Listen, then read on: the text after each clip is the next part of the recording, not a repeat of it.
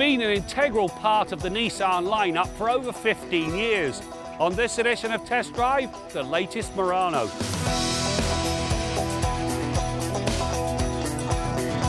When the Murano first hit the road, it was a novel-looking ride that was very polarizing. Some loved it, others hated it.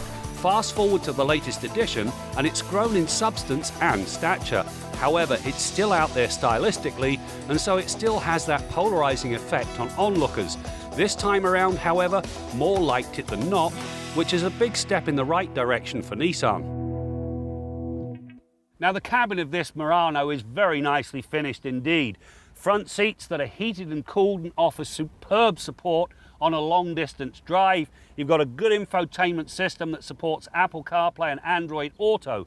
But more importantly, when you go with the Platinum model, you get all of the desirable safety features. It runs from blind spot monitoring all the way through to auto emergency braking with pedestrian detection.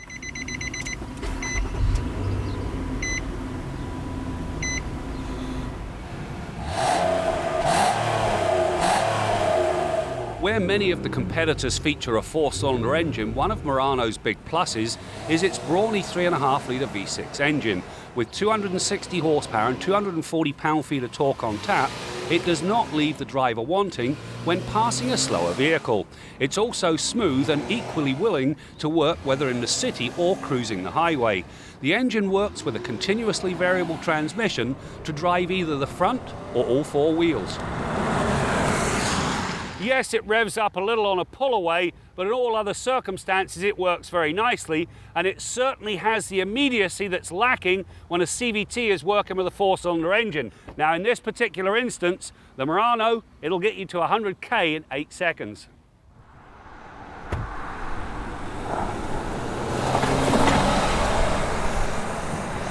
Nissan's intelligent all-wheel drive system is just that.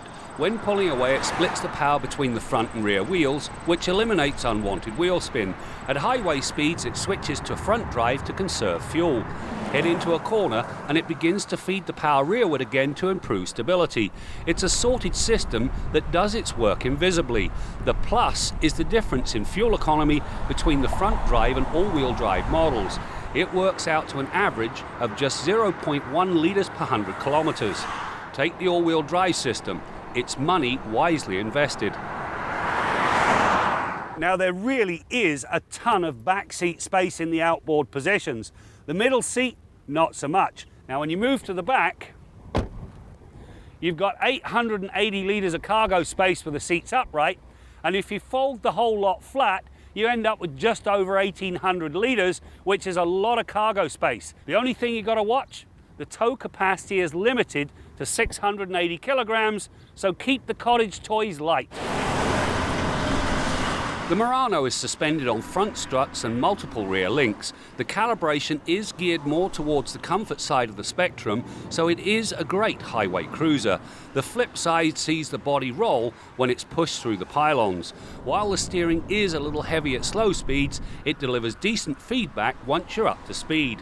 Finally, in spite of its compliant suspension and all-wheel drive, the Murano is not an off-roader.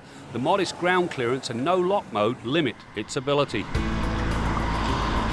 This latest Murano has got lots of space, it's very comfortable, and it's a great long-distance cruiser. If you're in the market for a family ride, this Murano should be on your list.